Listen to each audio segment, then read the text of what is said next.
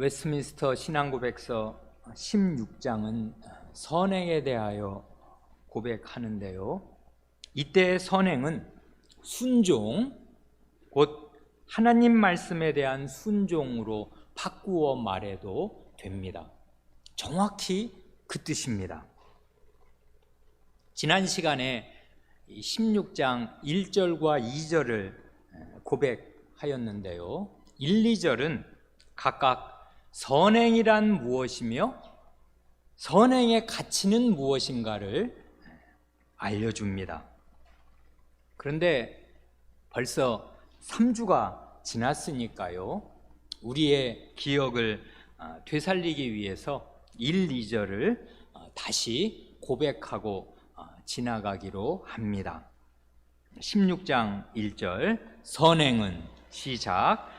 선행은 오직 하나님께서 그분의 말씀에서 명령하신 것뿐이며 말씀의 근거가 없이 사람이 맹목적인 열심으로 혹은 선한 의도를 구실로 고안한 행위는 선행이 아닙니다.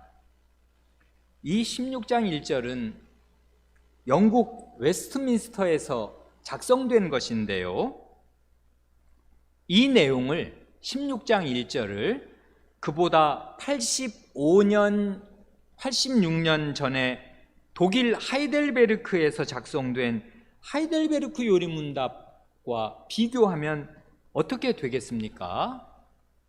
그 나누어드린 주보 3쪽에 하이델베르크 요리문답 91문이 있지 않습니까?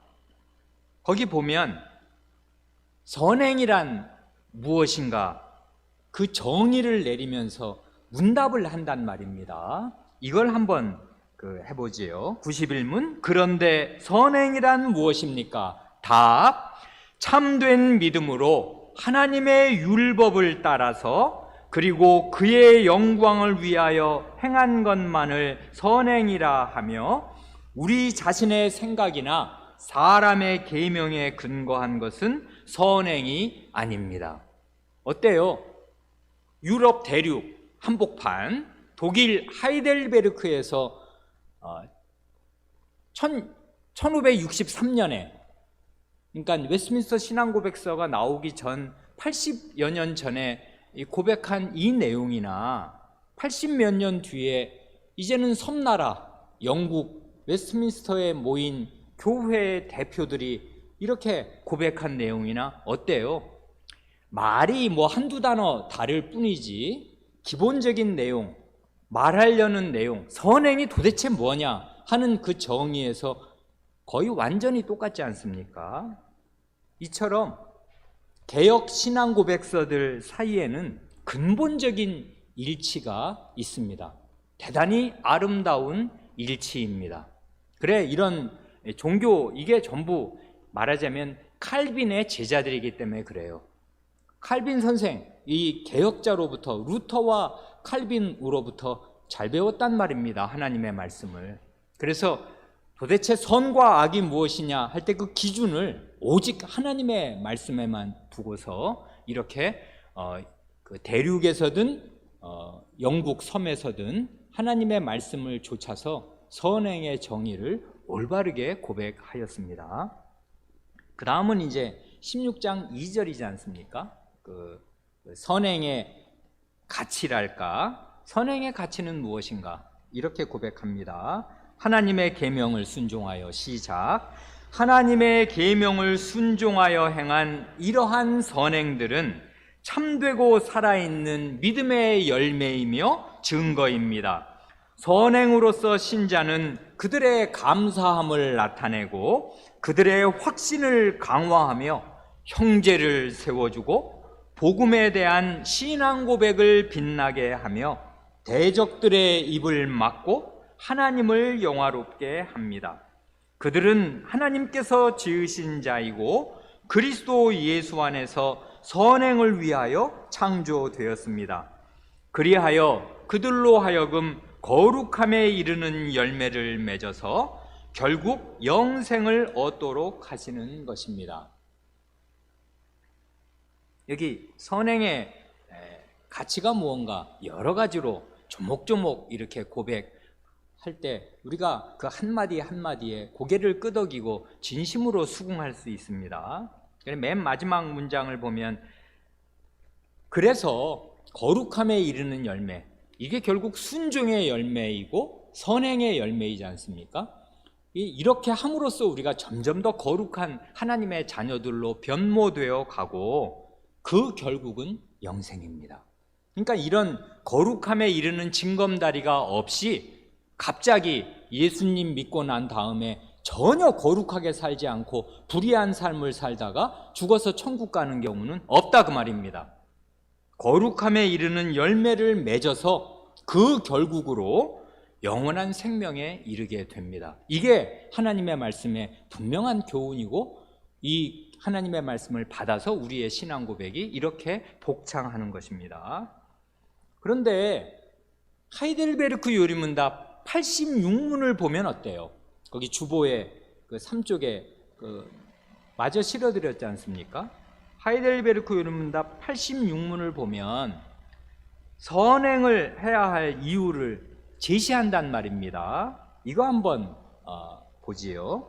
86문 우리의 공로가 조금도 없이 그리스도로 말미암아 오직 은혜로 우리가 죄와 비참함으로부터 구원을 받았는데, 여기까지는 무슨 얘기인지 아시죠? 아니 구원은 우리의 선행으로 구원받은 것 아니다. 오직 믿음으로, 예수 그리스도를 믿음으로 구원받은 것 아닌가. 그러면 됐지. 구원받고 천국 가면 되는 건데 왜 또 선행을 해야 하는 것인가? 선행의 이유를 지금 묻습니다. 답을 같이 해보지요. 답. 그리스도께서 그의 보혈로 우리를 구속하셨을 뿐 아니라 그의 성신으로 우리를 새롭게 하여 그의 형상을 닮게 하시기 때문입니다. 이것은 우리가 모든 삶으로서 하나님의 은덕에 감사하고 하나님께서 우리를 통해 찬양 받으시기 위함이며, 또한 우리 각 사람이 그 열매로서 자신의 믿음에 확신을 얻고 경건한 삶으로서 다른 사람을 그리스도에게 인도하기 위함입니다. 하이델베르크 요리문답 86문 그 문답과 우리 웨스트민스터 신앙고백서 16장 2절을 비교하면 어때요? 저는 행복한 갈등에 빠집니다. 어느 게 더 좋아? 이걸 보면 이게 더 좋기도 하고 저걸 보면 저게 더 좋기도 하고요. 그러나 근본적인 일치가 있습니다. 선행의 가치랄까? 왜 선행을 해야 되는 선행의 이유는 두 고백서에서 아주 비슷하게 고백하지 않습니까? 중간에 내용을 보면 감사와 찬양, 하나님께 대한 감사를 정당하게 우리의 선행, 순종하는 생활로 표현하고, 그럼으로써 하나님께 영광을 돌리며 찬양을 드리게 된다. 그리고 그렇게 거룩한 삶을, 순종하는 삶을 살아 선행의 열매를 맺을 때에 우리 믿음에 확신을 얻게 된다. 이걸 공통적으로 얘기하잖아요. 그리고 이제 대적들의 부정적으로 소극적으로 말할 때는 대적들의 입을 막아서 하나님을 영화롭게 한다고 말해도 좋고, 다른 사람을 그리스도에게로 인도할 수 있다. 선이 아니라 예수 믿는다고 하면서 자기는 천국 간다고 하면서 늘 악하게 살고 불순종하고 살면 그런 사람을 보고 누가 그리스도를 믿고 싶겠으며 그런 사람을 보고 누가 교회를 나오겠습니까? 그렇게 살 수 없단 말입니다. 그러니까 형제들을 세워줄 뿐 아니라 믿지 않는 사람을 선행으로 이제 그리스도께로 오게 하는 그런 징검다리가 우리는 되어야 하고 됩니다. 그런데 그 앞뒤를 이렇게 보면 이 신앙고백서에서는 아주 근본적으로 선행의 가치는 우리는 하나님의 작품으로서 선행을 위하여 창조된, 이게 우리의 창조받은 목적이고, 이렇게 선행의 열매를 맺어서 영생으로 가게 된다 해서 우리의 지음받은 태초의 그 사람 지음받은 목적과 마침내 우리가 그 영광에 들어갈 그 마지막, 처음과 마지막을 쫙 이렇게 선행을 주제로 연결시키는 굉장히 거시적이고 아름다운 그런 이제 창조와 그 맨 마지막 종말, 거기를 이렇게 선행으로 이어주는 그런 아주 놀라운 고백을 한다면, 하이델베르크 요리문답은 왜 선행을 해야 되는가? 그건 그리스도의 구속과 성신의 새롭게 하심으로 그리스도의 형상을 닮아야 하기 때문에, 그리스도의 형상, 하나님의 형상, 그러면 이것도 창조 받을 때 그 사람의 목적을 얘기하는 거잖아요. 그러니까 말이 이제 조금씩 차이가 있지만 근본적인 이 생각과 이 사상, 고백이 동일합니다. 참 좋습니다. 그래, 우리의 이 두 신앙 고백, 여러분께서 예전에 늘 애송하시고 거의 매주 외우다시피 하신 이 하이델베르크 요리문답과 웨스트민스터 신앙 고백서의 내용은 같습니다. 그래, 행복하게도 우리 교회, 우리 독립개혁 장로교회와 독립개신교회는 이 양대륙의 신앙 고백, 웨스트민스터 신앙 고백서와 하이델베르크 요리문답을 함께 다 우리의 신앙으로 고백하면서 받습니다. 이제 시간이 한 석 주 지났으니까 이제 그동안 우리가 공부했던 그거를 되살리느라고 잠시 말씀드렸고요. 오늘은 이어서 16장 3절과 16장 4절을 이제 함께 고백하고 그 뜻을 생각하겠습니다. 16장 3절을 고백합니다. 신자들이, 시작. 신자들이 선을 행할 수 있는 능력은 결코 그들 자신에게서 나오는 것이 아니고 전적으로 그리스도의 성신으로 말미암습니다. 그들이 선행을 할 수 있기 위해서는 이미 받은 은혜들 뿐 아니라 동일한 성신의 실제적 감화, 즉 그들 속에서 일하셔서 하나님의 기쁘신 뜻을 위하여 소원을 두고 행하게 하시는 감화가 필요합니다. 그렇다고 해서 성신의 특별한 감동이 없으면 아무런 의무도 이행하지 않아도 되는 것처럼 게을러져서는 안 되며, 오히려 그들 속에 있는 하나님의 은혜를 불일 듯 일으키는 데 힘쓸 필요가 있습니다. 세 문장인데요. 16장 3절. 첫 번째 문장은 고백하기를 선행의 능력은 신자 자신에게서 나오지 않고 전적으로 그리스도의 성신에게서 나온다 합니다. 그러니 이 고백을 따르면 선행의 능력, 하나님 말씀에 순종할 수 있는 능력이 오직 그리스도에게서 나온다 해도 맞고요, 오직 성신에게서 나온다 해도 맞습니다. 합쳐서 그리스도의 성신에게서 나온다 하고 종합적으로 고백합니다. 우리 주님 자신의 말씀, 요한복음 15장에 포도나무와 가지의 비사를 들으면, 비사라는 말은 비유적 강론이라는 말이잖아요. 포도나무와 가지의 비사를 들으면 이 사실, 그리스도 없이는 어떤 선행, 어떤 순종도 못한다 하는 사실이 아주 명명백백하여집니다. 거기 각주일 12번에 첫 번째 증거 성구가 바로 그 말씀이잖아요. 그 가운데 한 절만 읽는다면 요한복음 15장 4절, 나는 포도나무요, 이건 누구의 말씀인지 다 아십니다. 요한복음 14장부터 17장은 잡히시던 그 밤, 주님의 전체 유언이라고 말해도 지나치지 않습니다. 그 밤에 하신 아주 이제 심각하고 중대한 말씀들인데, 특별히 더 15장 4절은 이렇잖아요. 나는 포도나무요, 너희는 가지니 저가 내 안에 내가 저 안에 있으면 이 사람은 과일을 열매를 많이 맺나니, 그 다음 말씀, 나를 떠나서는 너희가 아무것도 할 수 없습니다. 그러니까 포도 열매는 결국은 나무가 아니라 가지인 우리가 맺는 것이지 않습니까? 다 아시는 대로 포도나무 우리 어린 사람들 포도나무 본 적 있습니까? 이건 뭐 이스라엘 사람들이 아니다 보니 포도나무 본 적 없는 어린이들도 아마 우리 가운데 있을지 모르겠습니다. 보여주십시오. 때때로 어디 시골이나 근처 지나가실 때 포도원이 있으면 그 가지 끝에서 포도송이가 이렇게 조그맣다가 점점 이렇게 익어서 주렁주렁 매달리게 되지 않습니까?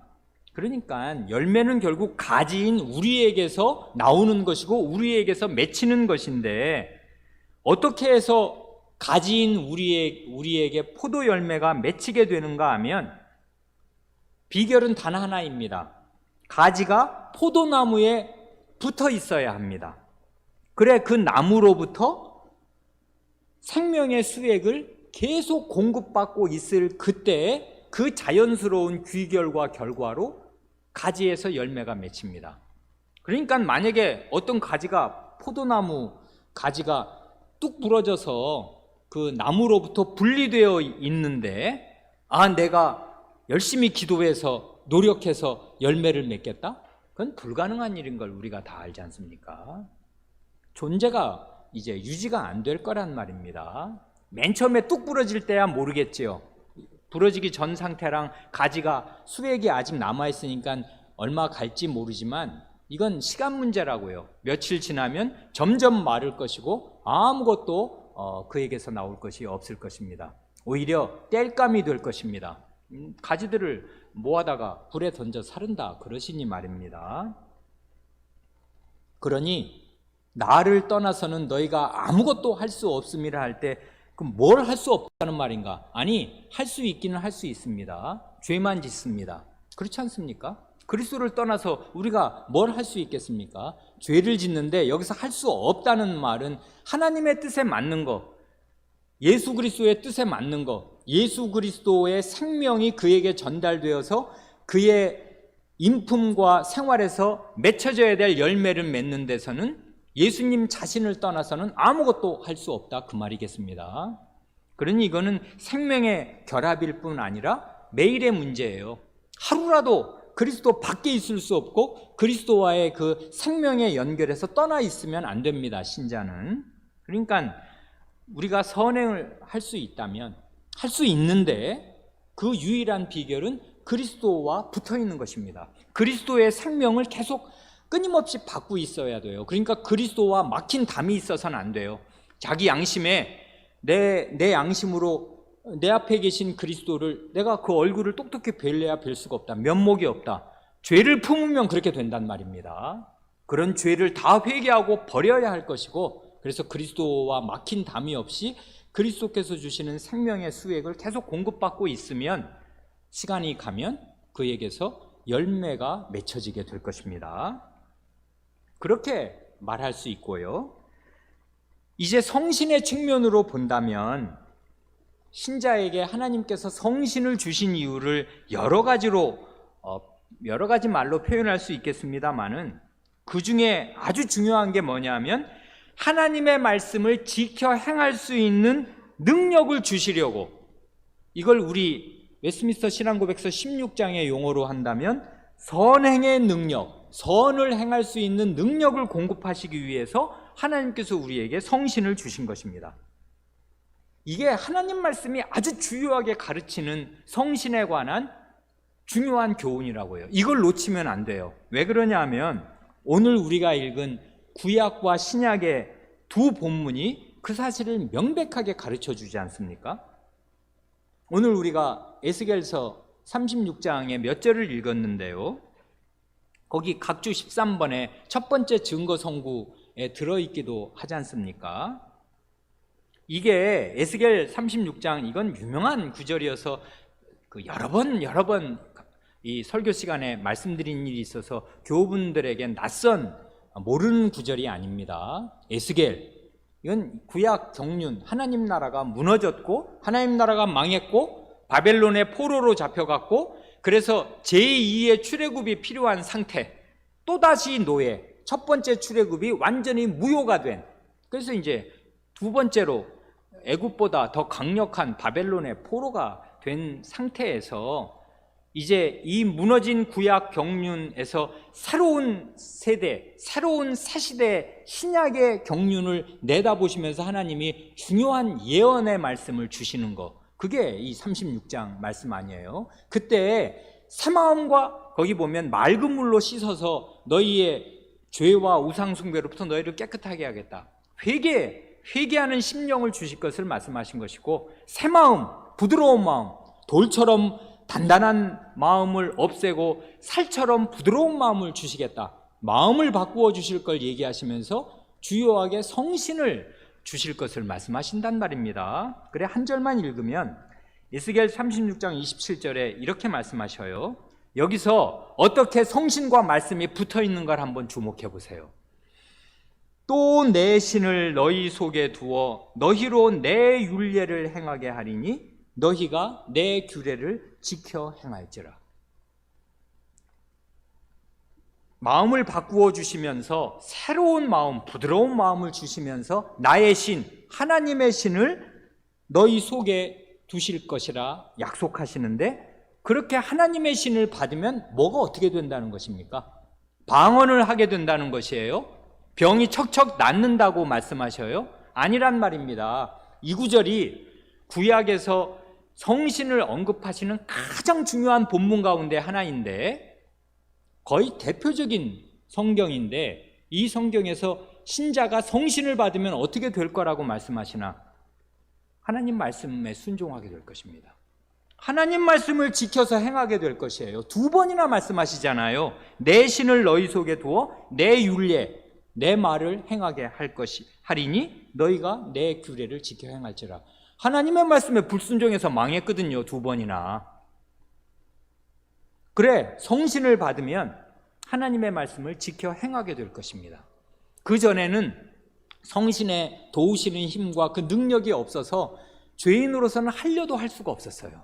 그러니 번번이 개혁을 하는 듯한데 제 페이스를 찾는단 말입니다. 원위치로 돌아가요. 결국은 하나님 백성이 우상 숭배자로 구약이 끝났단 말입니다. 그런데 하나님의 성신을 받게 되면 힘이 생겨서 하나님의 말씀을 지켜 행할 수 있게 될 것입니다. 그러니까 성신과 말씀이 붙어 있어요. 성신을 받으면 어떻게 되나? 말씀을 지켜 행하게 된다, 그 말입니다.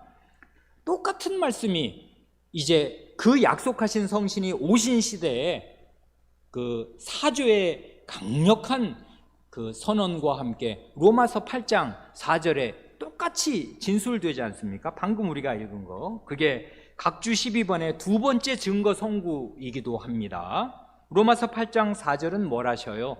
육신을 좇지 않고 그 영, 육신이 아니라 성신을 좇아 행하는 우리에게, 그 다음 말이 중요하잖아요. 율법의 요구를 이루어지게 하려 하심이니라.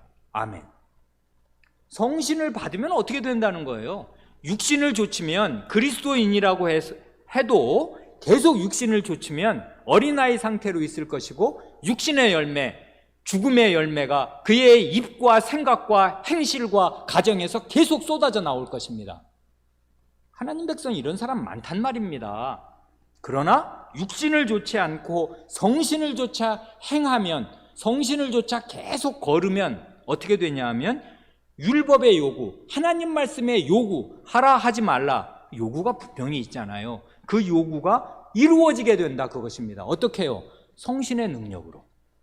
내 안에 계신 성신의 능력으로 하나님의 말씀을 이루고 살 수 있게 된다. 이게 에스겔 36장의 하나님의 약속이었잖아요. 그 약속이 그리스도와 그리스도의 성신으로 이루어지는 것을 로마서 8장 1절로 4절이 아주 웅변처럼 얘기한단 말입니다. 이게 로마서 6장과 7장을 배경으로 8장에 이 선언이 나올 때 바울 사도가 어떻게 환희에 차서 확신 있게 로마 교회에 이 얘기를 하는 것인가. 그런데 그 확신의 그 절정이 뭐냐면 성신으로 말미암아 율법의 요구를 이루고 사는 신자들, 거룩한 삶을 살면서 선행의 열매를 내어놓는 신자들을 성신께서 탄생시키신다 하는 그거거든요. 그러니까 이렇게 되면은 하나님의 백성이 결코 망하지 않을 것입니다. 다시는 바벨론의 포로 같은 그런 굴욕적인 노예 상태로 떨어지지 않고 다시는 우상숭배자로 그의 인생을 마감하지 않을 것입니다. 왜 그래요? 성신을 조차 행하니까, 육신을 좇지 않고 성신을 조차 행하니까 그렇단 말입니다. 그래, 그냥 길게 말씀드릴 수 있는데 증거선구, 우리 제시된 증거선구 에스겔 36장과 로마서 8장 4절을 보면 어때요? 이게 오늘날 많은 사람들이 강조하는 우리 시대의 지배적인 성신론과 얼마나 천리말리 다른가 한번 생각해 보세요. 오순절 교회, 성령을 받으라, 성령 충만 어쩌고 저쩌고 하는 그런 우리 시대의 지배적인 성신론은 성신을 받으면 뭐 어떻게 된다는 거예요? 방언을 말한답니다. 그리고 뭐 병이 난답니다. 그런 얘기를 하지 않나요? 신약 성경이 가장 주요하게 하시는 말씀이 뭐예요? 하나님 말씀 지키고 사는 것입니다. 성신을 받으면, 성신으로 충만하면, 지난번에 한번 골로새서와 에베소서를 비교하면서 자세히 풀어서 입증해 드린 일이 있습니다. 성신 충만은 말씀 충만입니다. 그래, 성신으로 충만하라는 말과 그리스도의 말씀이 너희 속에 풍성히 거하여 하는 말씀이 동격이라고요. 에베소서와 골로새서를 읽으면 그렇습니다. 그러니 성신과 말씀은 붙어 있고 성신의 충만한 지배를 받으면 선을 행하게 되는데, 그 요체는 하나님 말씀을 지켜 행해서 하나님 말씀의 요구가 나의 인격과 생활에서 이루어지게 되는 것입니다. 그러니 성신과 말씀은 항상 붙어 있고 항상 함께 갑니다. 이걸 놓친 게 우리 시대의 잘못된 성신론의 그 핵이라고 해요. 결론적으로 요 첫 문장을 요약한다면, 하나님의 말씀에 순종하고 선을 행하고 사는 것은 신자 자신의 능력으로는 불가능하다, 그걸 알라 하는 거지 않습니까? 그와 동시에 말씀에 순종하는 이 선행이 신자에게는 불가능한 것이 아니다 하는 것인데요, 어떻게 불가능이 아니라 가능이 되냐 하면, 그렇게 말씀에 순종하는 선행을 하고 살려면 그리스도께 딱 붙어 있어서 그리스도와 나 사이에 아무 거리끼는 것이나 막힌 것이 없이 그리스도께로부터 오는 생명의 수액을 날마다 계속 공급받고 있어야 합니다. 포도나무 가지가 포도나무에 계속 붙어 있듯이, 그게 그리스도 안에 있다, 그리스도가 내 안에, 내가 그리스도 안에, 이 말의 뜻이고요.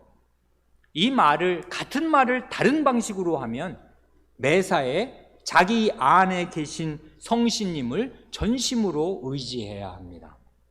이렇게 그리스도의 성신을 의지하고 살면 그는 선을 행할 수 있고 하나님의 말씀을 지킬 수 있고 순종할 수 있습니다. 이게 하나님의 약속이에요. 이게 우리에게 불가능한 현실이 아닙니다. 불가능하면 하나님의 말씀이 능력이 없는 거지요. 약속을 했는데 안 이루어져. 그러면 그게 공연불이란 말입니다. 하나님 말씀 결코 그렇게 무능하거나 능력 없지 않아요. 무책임한 말씀을 하시는 게 아니란 말입니다. 율법의 요구가 이루어진다잖아요, 그 영을 조차 행하면. 그러니까 이 말씀을 믿으시고, 그러나 내 능력으로는 선을 행할 수 없다는 사실, 그렇지만 그리스도의 성신을 힘입으면 선을 행할 수 있다는 사실, 이 사실을 믿고 생활로 고백하십시오. 그 다음에 이어지는 그 16장 1절의 둘째 문장과 셋째 문장을 읽을 때 우리는 우리 믿음의 선조들의 놀라운 균형 감각이랄까, 지혜를 발견하고 탄복하게 됩니다. 둘째 문장은 이렇지 않습니까? 그들이 선행을 할 수 있기 위해서는 이미 받은 은혜들 뿐 아니라 동일한 성신의 실제적 감화, 즉 그들 속에서 일하셔서 하나님의 기쁘신 뜻을 위하여 소원을 두고 행하게 하시는 감화가 필요합니다. 뭘 말하는 것입니까? 선행을 하려면, 하나님 말씀에 순종하고 살려면 과거에 받은 구원의 은혜만으로는 안 되고 매일 매사에 성신을 의지해야 한다. 그 말이지 않습니까? 그러니까 과거의 은혜와 매일 새롭게 내려주시는 오늘의 은혜, 이 두 가지의 균형을 꼭 붙잡고 있어요, 우리의 선조들이. 그리고 그걸 고백하는 거예요. 이게 성경적이거든요. 그러니까요, 신자라면 누구나 그리스도의 구원의 은혜를 받은 사람이지요. 구원을 안 받았으면 신자는 아니지 않습니까? 우리는 다 구원의 은혜를 이미 받았습니다. 그러나 구원의 은혜를 받았다고 해서 그 다음에 저절로 순종하는 삶을 살게 되는 것이 아니고, 자기 힘과 지혜로 선을 행할 수 있게 되는 것도 아니니까, 동일한 성신께서 우리를 구원하실 때 베푸셨던 그 은혜의 기반 위에서 오늘 새롭게 나와 함께 하시는 그 성신의 도우심이 반드시 있어야 하니 그걸 붙잡고 의지해라, 그렇게 지금 말하는 거잖아요. 그러니 같은 말을 달리 표현하면, 우리는 신자는 어떤 존재인가 할 때 과거에 내려주신 그 모든 은혜, 구원을 포함한 모든 은혜, 의롭다 하시는 거, 우리를 양자로 삼아주시는 거, 이런 모든 은혜에 우리는 의존되어 있을 뿐만 아니라 매일 새롭게 내리시는 성신님의 은혜에 전적으로 의존되어 있는 존재입니다. 그걸 받지 않으면 과거에 아무리 구원받았다고 하는 거, 그걸로, 그러니까 3년 전에 먹은 밥으로 오늘 살 수 있는 게 아니라 그 말이에요. 어제 먹은 밥으로 오늘 버티는 게 아니라 그 말이에요. 어제 받은 은혜가 없으면, 구원의 은혜가 없으면 오늘 신자로 살 수도 없는 것이지만, 어제 받은 그 구원의 은혜 위에서 오늘 나와 함께 하시는 성신님을 간곡하게 의지해야 합니다. 그런 은혜를 받아야 해요. 어디 그렇습니까? 거기 증거 성구들이 달려 있잖아요. 빌립보서 2장 13절이 주요하게 언급되었습니다. 거기 너희 안에서 행하시는 이는, 이건 아주 뜻깊고 좋은 구절인데요. 너희 안에서 행하시는 이는 하나님이시니, 이거 현재형입니다. 자기의 기쁘신 뜻을 위하여 너희로 소원을 두고 행하게 하시나니. 이건 사도가 참 사랑하고 애정을 듬뿍 가지고 그 교회를 생각하면 늘 마음에 기쁨이 벅차게 올랐던 그 마게도냐의 빌립보 교회, 빌립보 성도들에게 하시는 말씀이 이거지 않습니까? 너희 안에서, 여러분 빌립보 교회, 그리고 빌립보 교회의 각 신자들 안에서 지금 움직이고 계시는 분이 누구시냐면 하나님이십니다. 이 하나님은 성신님이라고 표현해도 아무 문제가 없을 것입니다. 그리스도의 성신께서 지금 여러분 신자, 여러분 안에 움직이고 계시고 일하고 계십니다. 그런데 여기 보면 행한다는 말이 2번 나와요. 맨 마지막에 한 번 더 나오지요. 이게 대단한 매력이란 말입니다. 하나님께서 먼저 우리 안에서, 신자 안에서 일하고 계시니, 행하고 계시니, 그 다음에 어떻게 되는 거예요? 자기의 기쁘신 뜻을 위하여 너희로 소원을 두고 행하게 하신다. 이번엔 누가 행하는 것입니까? 신자가 행한다고요. 그런데 하나님께서 먼저 우리 안에서 일하심으로써 하나님의 기뻐하시는 뜻, 이게 내 기쁨이야, 이게 온전한 거지, 이게 바른 거지 하고 하나님이 가지고 계신 하나님 자신의 뜻이 있는데, 그게 하나님의 말씀으로 표현되었는데, 그 하나님의 말씀, 하나님의 뜻을 이루기 위해서 우리에게 2가지를 하게 하셔요. 마음에 거룩한 소원을 불러일으키십니다. 그래서 이게 아주 희한한 일인데요, 이게 성신님의 역사, 흔히 말하는 성신의 일, 성신의 사역이 어떤 식으로 이루어지나, 이건 그러니까 이런 것입니다. 신자가 정직한 마음으로 하나님 말씀을 읽고 예배에 참석해서 강설을 하나님 말씀으로 받고 이렇게 살면 자기 마음에 하나님을 기쁘시게 하려는 소원이 생겨요. 그렇지 않습니까? 하나님의 말씀에 내가 순종하고 살고 싶다. 아니, 다른 건 다 모르겠는데 큰 부자로 안 살아도 좋고 뭐 어떻게 돼도 상관이 없는데 하나님께 인정을 받는 사람. 아, 네가 나를 참 진심으로 사랑하는구나. 그래, 마음과 힘과 목숨과 뜻을 다해서 나를 사랑하는구나. 내가 너를 내 마음과 목숨과 힘과 뜻을 다해서 너를 사랑했는데 너도 나를 그렇게 사랑하는구나. 이렇게 인정을 받으면 그런 사람 되고 싶잖아요. 그거면 다 됐잖아요. 하나님이 나를 아시고 내가 하나님을 아는, 하나님과 얼굴과 얼굴을 대하고 봤을 때 부끄러움이 없는, 아니 그렇게 살면 하루를 살아도 그게 사람답게 사는 것이고 가장 복되게 사는 것이고, 그렇게 살다가 뭐 교통사고로 죽으면 그냥 하나님 품에 영원한 세계로 직행하는 것이고 무슨 걱정을 하겠습니까? 자, 이렇게 하고 싶은데 이렇게 할 때 말입니다, 우리의 그 하나님 말씀에 순종하려는 그런 소원 어디서 생긴 거냐고요. 하나님이 우리 안에서 행하셨습니다. 하나님의 말씀으로 우리 마음, 죄인의 마음을 설복하셔서 우리 마음에 소원이 일어나게 하셨잖아요. 하나님 말씀에 순종할 소원을 주시고 그 말씀에 순종하게 하셔요. 이게 하나님이 우리 안에서 행하시는 일입니다. 그래서 이게 나중에 보면 내가 그런 하나님 말씀에 순종하고 싶어서 순종한 것인지, 이게 성신께서 내 안에 무슨 감동을 하셔서 하게 한 것인지 엄밀하게 구분이 안 돼요. 성신의 일이 그런 것입니다. 여러분 뭐 어느 날 무슨 좋은 생각을 가지고 하나님 말씀을 읽고 싶을 때 이게 정말 성신께서 아무개야 너 이렇게 성경 읽어라 이런 말씀 해주시는 거 들으신 적 있습니까? 없잖아요. 그런데 그런 소원이 내 마음에 생겨요. 여기 이 말씀을 빌립보서 2장 13절을 가만히 보세요. 어떻게 생긴 건가? 하나님께서 신자 안에서 걸어 다니심으로써 그 마음이 생긴 것입니다. 거룩한 소원이 불러일으켜졌어요. 그 소원은 나의 소원입니다. 내가 그렇게 하고 싶어. 근데 왜 하고 싶었나? 하나님이 내 안에서 일하셨기 때문에 그런 마음을 일구어내셨습니다. 그래서 나는 그 소원대로 합니다. 그래 하나님의 기쁘신 뜻을 내가 행합니다. 내가 행하는데 내가 행하는 거는 하나님께서 내 안에서 행하셨기 때문에 이제 내가 행하게 돼요. 그래 성신과 신자의 일치,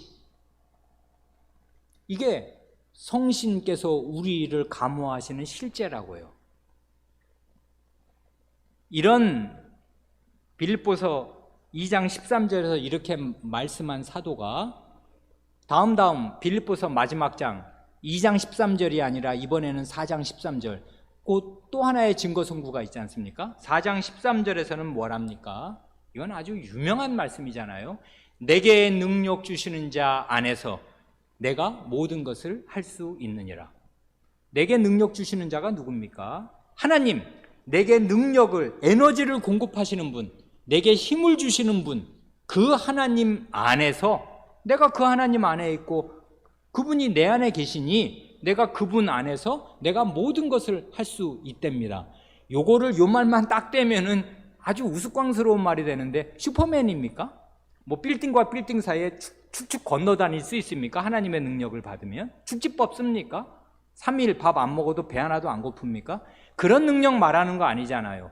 성경은 문맥으로 읽어야 하니까 그 앞구절을 빌립보서 4장 12절을 보시면 내게 능력을 공급하시는 하나님 안에서, 성신님 안에서 내가 모든 것을 할 수 있다 할 때 그 모든 것이란 뭐예요? 그건 뭐냐 하면 가난에 처할 줄도 알고 부유함에 처할 줄도 아는 것입니다. 4장 12절이 그거잖아요. 내가 비천에 처할 줄도 알고 풍부에 처할 줄도 알아. 모든 일에 배부르며 배고픔과 풍부와 궁핍에도 일체의 비결을 배웠노라. 이거 표준 세번역으로 다시 읽으면 이렇습니다. 4장 12절. 나는 비천하게 살 줄도 알고 풍족하게 살 줄도 압니다. 배부르거나 굶주리거나 풍족하거나 궁핍하거나 그 어떤 경우에도 적응할 수 있는 비결을 배웠습니다. 이게 내게 능력을 주시는 하나님 안에서 내가 모든 것을 할 수 있게 된 결과입니다. 그래, 이 고백을 할 수 있게 된다면 그는 구약의 신자처럼 우상 숭배자로 나라가 망하고 개인의 생활이 노예로 끝나지 않았을 것입니다. 왜 그러냐면 비천에 처할 줄 알게 되었으니까요. 먹을 것이 떨어지고 쌀떡이 비고 극한 가난에 처할 그때에도 구주 예수 그리스도를 생각하고 참을 수 있고 비천에 처할 줄 알았습니다. 또한 배부를 때 교만이나 방탕에 떨어져서 도덕적인 해이에 빠지지 않을 수 있었습니다. 굶주릴 때의 원망이나 낙담에 떨어지지 않을 수 있었습니다. 어떻게 해요? 하나님께서 함께 하셨어요. 내게 능력을 주시는 그분 안에 내가 있었습니다. 이러므로써 신자는 선을 행할 수 있게 됩니다. 참고 선을 행할 수 있다고요. 그래, 정당한 신자라야 재물에 관한 정당한 인식을 가지고서 부유할 때든지 가난할 때든지 참고 선을 행할 수 있게 됩니다. 자기 돈을 함부로 쓰지 않게 될 것이고 돈이 없다고 전전긍긍하지 않게 될 것입니다. 이게 신자라고요. 내게 능력 주시는 자 안에서 모든 것을 할 수 있는 사람. 그게 성신의 능력으로, 하나님의 능력으로 그렇게 할 수 있단 말입니다. 셋째 문장은, 마지막 1절의 셋째 문장은 이렇지 않습니까? 아니, 1절이란다. 그 3절입니다. 16장 3절. 우리가 3절 지금 보는 거니까요.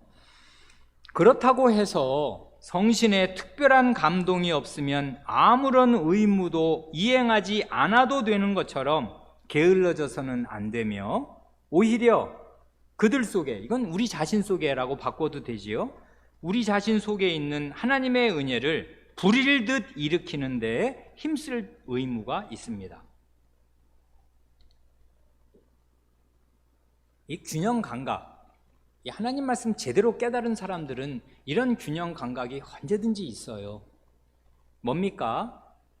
첫째 문장과 둘째 문장을 보면 모든 능력은 하나님께로부터 오고 성신으로부터, 예수 그리스도께로부터 옵니다. 나는 아무것도 할 수 없어요. 그러니 뭐 어떻게 하나님의 능력을 의지해야 되는데, 뭐 하나님의 능력 어떻게 여러분 의지합니까? 뭐 갑자기 의지하게 해달라고 기도하면은 갑자기 내 속에 은혜 생깁니까? 어떻습니까? 잘못하면요, 이렇게 사람이 사람으로서는 아무것도 할 수 없다. 그러니 흔히 하는 말, 교회에서 아주 잘 쓰이는 말 중에 하는 말, 자주 잘 쓰이는 말이 다 내려놓아라. 뭐 그런 거지 않습니까? 다 내려놓고 가만히 있으면 뭐 어떻게 되는 것입니까? 하나님의 뜻 이루고 살 수 있어요? 없어요. 그래, 이게 잘못 생각하면요, 교인이 언제든지 좌로나 우로나 치우치기가 쉬워요. 자기가 뭘 하려고 이것도 하고 저것도 하고, 교회 오면은 뭐 이런저런 교회 봉사 다 내 일이야, 내가 다 할 수 있어, 열심히 해, 이러는 사람은 나중에 슬럼프에 빠지게 될 것입니다. 반면에 다 내려놓은 사람, 문자 그대로 하나님만 의지한대요. 아무것도 안 해. 왜냐하면 감이 떨어져야 되는데 이게 안 떨어지네. 감나무에서 입을 벌리고 기다립니다. 감 안 떨어집니다. 그러니까요, 여기 보면 이 우리 선조들의 신앙 그 균형 감각, 하나님 말씀을 균형 있게 이해하고 전체로 이해하는 그 감각은 놀랍지 않습니까? 성신님의 실제적인 감화가 없이는 선행을 할 수 없다. 매일의 감화, 매일의 실제적인 감화가 있어야만 한다. 그러니까 그 감화를 기다려. 아니 근데 왜 감화가 안 오지? 여러분, 어느 날 몸이 찌뿌둥하고 몸살 걸린 날 성신의 감화가 옵니까? 아침에 일어나면 뭐 마음이 기쁘고 성신께서 뭐 하라고 그러셔요? 그런 거 없어요. 그럼 어떡하냐고요? 아, 오늘은 성신께서 나를 별로 안 이뻐하시는 것 같구나, 별로 안 도와주시는 것 같구나 하고 가만히 있으면 되냐고요. 그렇게 하는 게, 성신의 감화는 그렇게 받는 게 아니다. 그러니 어떻게 해야 되냐면, 여기 보면 성신의 특별한 감동이 없으면은 아무 의무도 이행하지 않아도 되는 것처럼, 아니 내 힘으로는 하나님 말씀에 순종할 수 없는데 성신의 감화가 없으니 어떻게 내가 순종하랴. 그러니 뭐 나는 이렇게 죄짓고 살 수밖에 없는 거지 하고 자기를 방어하거나 책임을 회피하지 해서는 안 되고, 아무 의무가 없는 것처럼 게을러져서는 안 됩니다. 그렇게 얘기한다고요. 그럼 어떻게 하라는 겁니까? 오히려 그들 속에 있는 하나님의 은혜를 불일 듯 일으키는 데 힘쓸 의무가 있다. 이렇게 얘기한단 말입니다.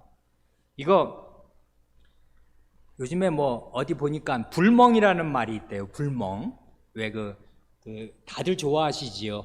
장작불을 떼서 캄캄한 밤에 뭐 어디 야외에서든 뭐 집안에 벽난로 있는 그런 좋은 집에 사시기를 바라는데, 그 벽난로 있어서 그렇게 그 나무를 떼서 불길이 계속 타오르는 거 보면은 그 마음이 그 여러 생각들이 나기도 하고 마음이 가라앉기도 하고, 아무 생각 없이 그냥 불만 보고 있어도 좋다. 멍하니 불을 쳐다보고 있는 거 참 좋다.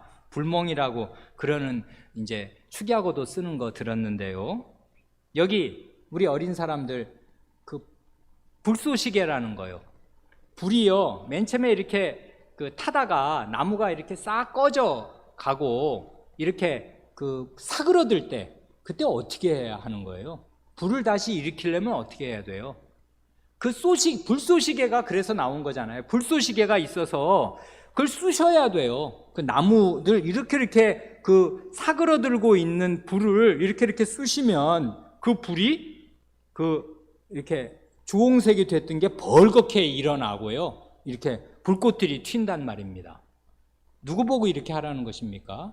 우리 보고 이렇게 하라는 것이에요. 하나님의 은혜를 불일듯 일으키는데, 꺼져가는, 희미해져가는 하나님의 은혜를 일으키도록 당신이 힘쓸 의무가 당신에게 있다. 이렇게 고백한단 말입니다. 이건 너무 인간적인 거 아닌가? 다 내려놓아야 되는데 뭘 하나님의 은혜를 네가 뭐라고 하나님의 은혜를 쑤셔거려서 사그러지는 은혜를 네가 불러일으킬 수 있어? 있습니다. 아까 우리가 빌립보서 2장 13절 읽었잖아요.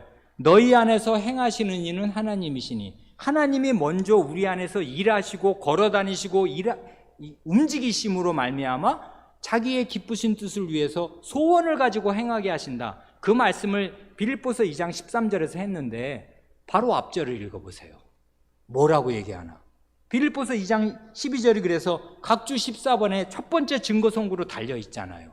그러니까 우리는 순서를 거꾸로 읽는 것인데, 빌립보서를 순서대로 읽으면 4장 12절을 읽고 13절을 읽을 거 아니에요. 12절에서는 뭐랍니까? 그러므로 나의 사랑하는 자들아, 너희가 나 있을 때뿐 아니라 지금 더욱 나 없을 때에도, 그 다음 말이 중요한데, 항상 복종하여 두렵고 떨림으로 너희 구원을 이루라. 빌립보 신자에게 먼저 여러분 자신의 구원을 완성하십시오. 여러분 자신의 구원을 이루도록 힘쓰십시오. 항상 복종하고 두렵고 떨리면서, 오늘 우리가 생각한 대로 이 모든 사람으로 더불어 화평함과 거룩함을 힘쓰라.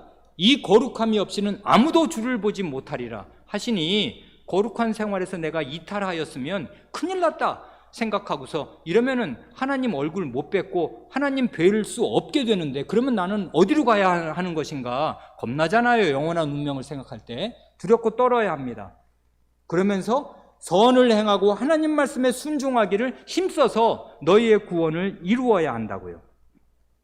그래, 거기 세 번째 증거 선고, 지난번 우리가 이 16장 1, 2절을 생각할 때 본 말씀이 베드로 사도의 강력한 말이 있었지 않습니까?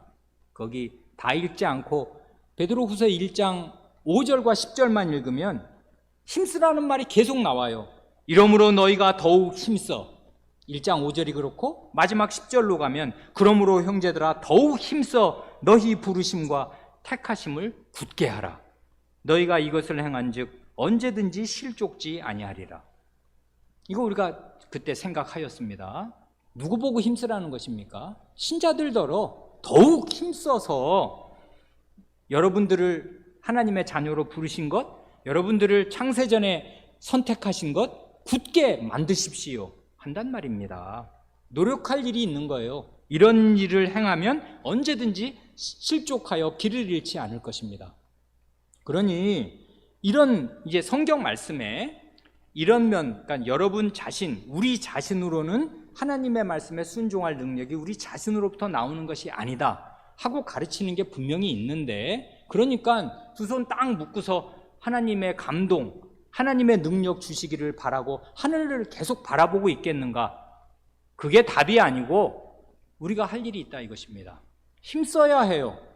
힘써 순종하려고 애써야 하고 우리 속에 이미 주신 그 은혜가 사그러 들어갈 때 그 불꽃을 일으켜 부릴 듯 은혜를 부릴 듯 하는데 힘쓸 의무가 있다 이것입니다. 그래서요, 거룩한 삶, 순종의 삶, 선행의 삶은 이게 일종의 신령한 농사와 똑같습니다. 농사는 결코 사람의 힘에만 달려있지 않고, 농사를 조금이라도 몇 년 지어보신 분은 다 아는데 결정적이고 절대적인 부분이 거대한 자연의 힘에 달려 있습니다.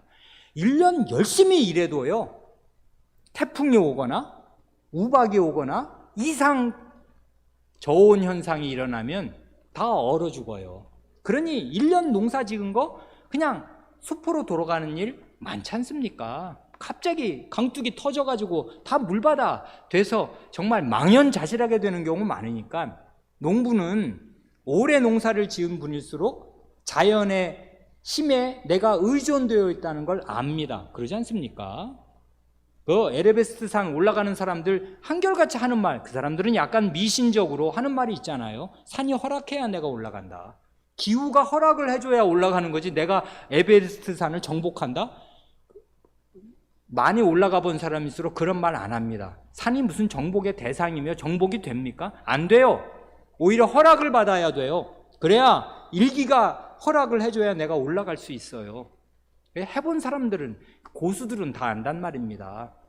이건 자연의 힘에 달려 있어요. 자, 그러면 하늘만 바라보면서 아무 노력을 하지 않는 농부가, 농사는 자연에게 달렸으니까 가만히 있으면 거둘 것이 있습니까? 하나도 없을 것입니다. 그러니 이 농사는 결국 자연, 그 자연을 내시고 자연을 관장하시는 하나님께 달려 있지만, 그렇다고 해서 자기가 아무 노력도 안 하는데 거둘 게 생기냐면 하나님이 결코 그렇게 일하지 않으셔요. 그래서 빌립보서 2장 13절이 바로 그것입니다.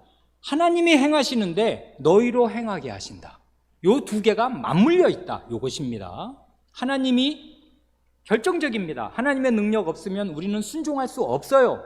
그렇다고 해서 하나님의 능력이 안 온다고 내가 순종 안 해도 되냐면 그게 아니에요.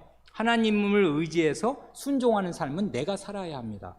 그래 부지런한 농부가 있고 게으른 농부가 있듯이 거룩한 삶에도 큰 진보를 보이는 신자가 있는가 하면, 교회 다닌 지 10년, 20년, 30년이 넘어도, 나이가 40, 50이 되어도, 그 이상이 되어도 말씀에 대한 참된 깨달음이 그토록 적고 인격과 생활의 열매가 빈약하기 이를 데 없는 보잘것없는 신자들도 많이 있습니다.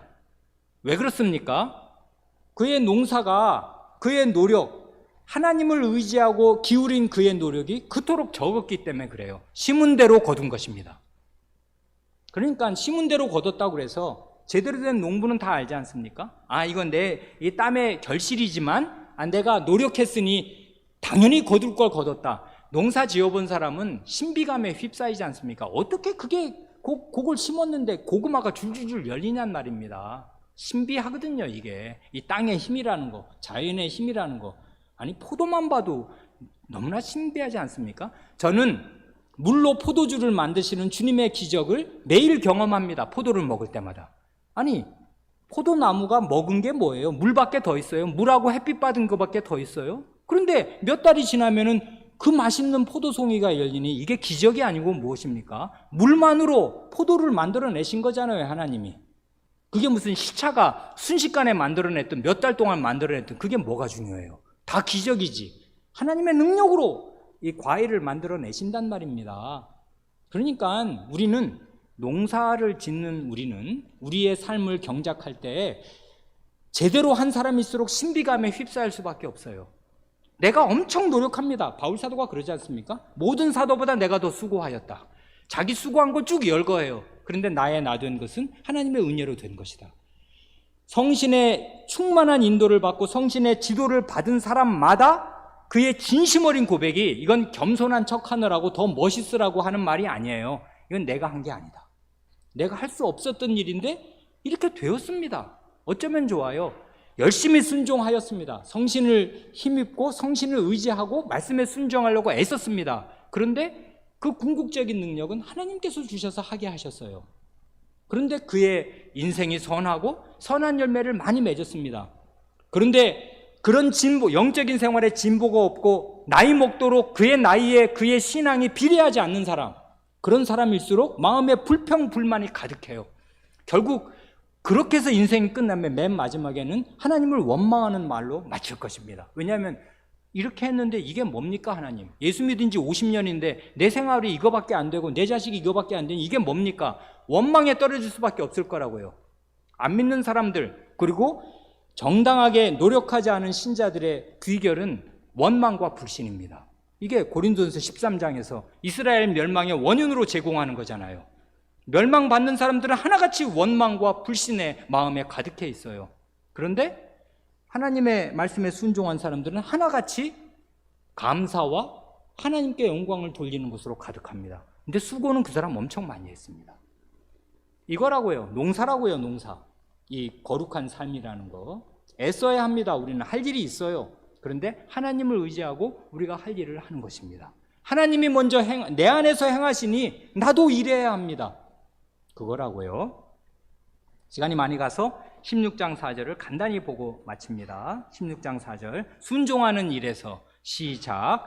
순종하는 일에서 사람이 현세에서 이룰 수 있는 최고의 수준에 도달한 신자라 하더라도 도저히 공로를 넘치도록 쌓거나 하나님께서 요구하시는 것 이상으로 행할 수 없으며 도리어 마땅히 행해야 할 의무에도 심히 미치지 못합니다. 이건 길게 말씀 안 드려도 한 번 읽으면 이해하실 수 있지요. 우리의 마음도 이렇게 고백합니다. 성경 말씀과 신앙 고백은 완전주의를 단호히 배격합니다.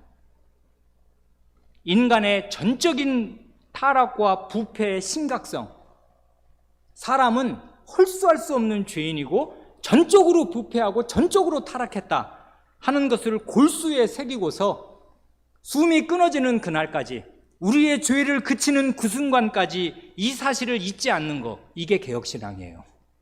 개혁교회 개혁신앙이 무슨 하나님 말씀을 이것저것 많이 배우고 많이 아는 교회가 개혁교회 개혁신앙이 아니고, 인간은 이렇게 생겨먹었다. 이게 나다. 내가 그렇다. 예수 믿은 지 몇십 년이 됐는데 이게 뭐냐? 내 마음에 일어나는 들끓는 이 죄들, 성신과 육신의 갈등이 내 안에 있는 거, 이게 뭐냐?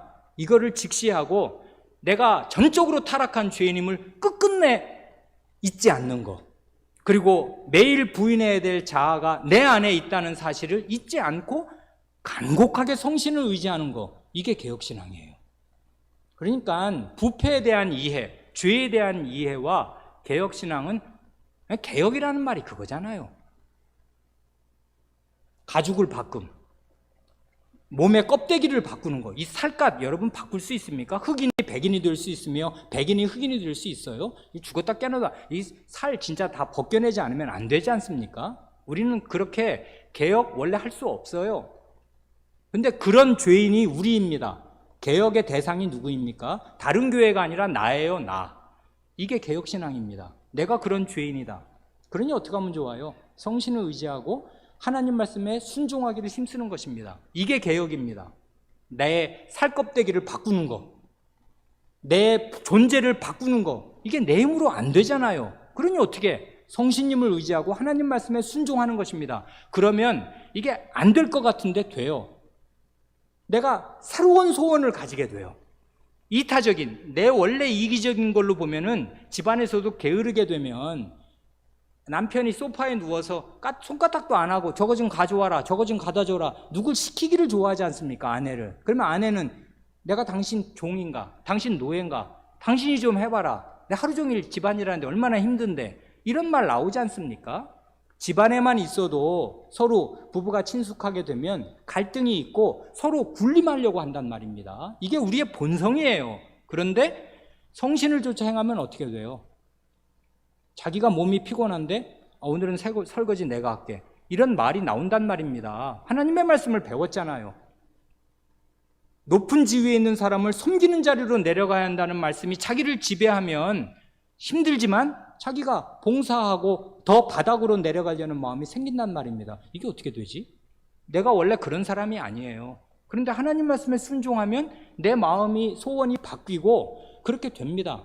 섬김을 받으려 하는 마음에서 기꺼이 섬기려 하는 마음으로 바뀐다고요. 그러나 그렇게 한다고 해서, 거기 증거선구들 많이 있지 않습니까? 그렇게 한다고 하여서 우리는 최고의 수준에 도달한 신자라 하더라도 우리의 공로를 넘치도록 쌓는다든지, 우리가 쌓아야 도달해야 될 분량 이상으로 넘어간다든지, 하나님이 요구하시는 것 이상으로 행할 수 없습니다. 결단코 없습니다. 왜냐하면 하나님의 말씀은 완전한 수준을 원래 요구하시거든요. 그거 우리는 거기에 미치지 못해요. 순종합니다. 순종하면은 불순종할 때보다 진보가 있고 나아져 있어요. 그러나 그 나아진 거는 상대적인 평가일 뿐이지 절대적인 하나님 말씀의 기준에 비추어 보면 100점으로 하라는데, 우리는 어제 죄인이었을 때는 빵점이었다가 이제 하나님 말씀에 순종하면 5점, 10점일 뿐입니다. 여전히 낙제입니다. 최고인 사람은 아마 60점을 넘어서 F는 면할 것입니다. 모세 같은 사람은 80점, 90점까지 갔는지 우리는 모릅니다만은 우리는 여전히 그 발뒤꿈치도 잘 못 따라갈 것입니다. 이게 우리의 현실이라고요. 그러니까 선행을 해야 합니다. 선행 없이 영원한 생명에 들어가는 길은 없습니다. 그러니까 선행으로 구원받지 못하지만 선행이란 우리가 구원받은 참된 신자임을 입증하는 유일한 증거이기에 이런 선행의 열매가 없이는 구원받았다고 자부할 수 없고 스스로도 다른 사람도 확신할 수 없어요. 그러니까 반드시 선행을 해야 하지만 우리의 선행은 빈약합니다. 우리의 선행은 부족합니다. 우리의 선행은 함량 미달입니다. 이런 것을 우리의 신앙 고백은 고백한다고요. 얼마나 이게 현실에 맞는 것이며 정직한 고백입니까? 여기 이제 많은 증거 선구들이 있는데 시간이 많이 가서 오늘은 여기까지만 말씀드리겠습니다. 함께 기도하시겠습니다.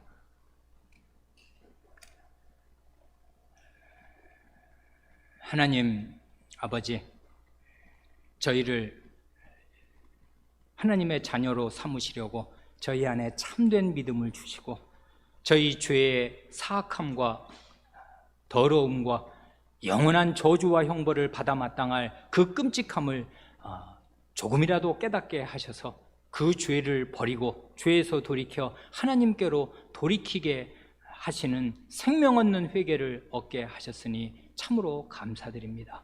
이 감사의 열매를 하나님 말씀에 순종하는 생활로 나타나게 하시고 모든 어려움 가운데에서도 참고 선을 행하게 하시니 저희가 하나님 말씀을 순종하고 저희 안에서 부지런히 일하시는 성신님을 힘입어 하나님 말씀에 순종하는 삶을 계속하게 하시고 그리하여 저희의 속사람이 점점 더 하나님의 형상다웁게 예수 그리스도의 형상을 닮아 변모하게 하여 주시기를 구합니다.